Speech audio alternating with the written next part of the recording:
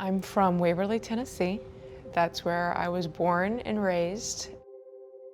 I grew up in a rural part of America, and I'm proud of that identity. And it comes from an authentic place.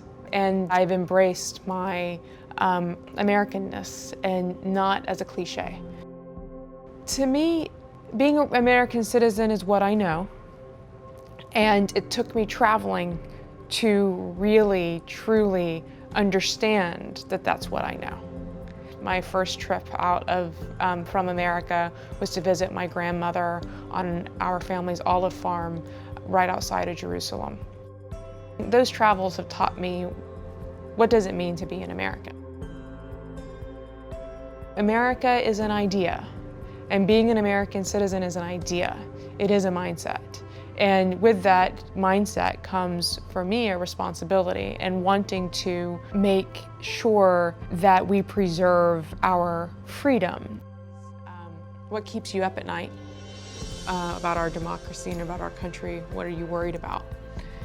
And what are the 5 key principles that you feel are fundamental to America's democracy? We shouldn't take this for granted. We shouldn't assume that this is always going to be there, that these rights and these principles and these privileges that we have are always going to be there. We have to maintain it.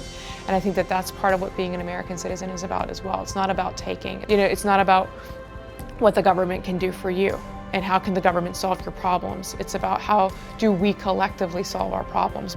You mentioned for the common good. And you mentioned freedom of speech that came up a lot, and what people were worried about, the rhetoric and the religious intolerance and economic disparities.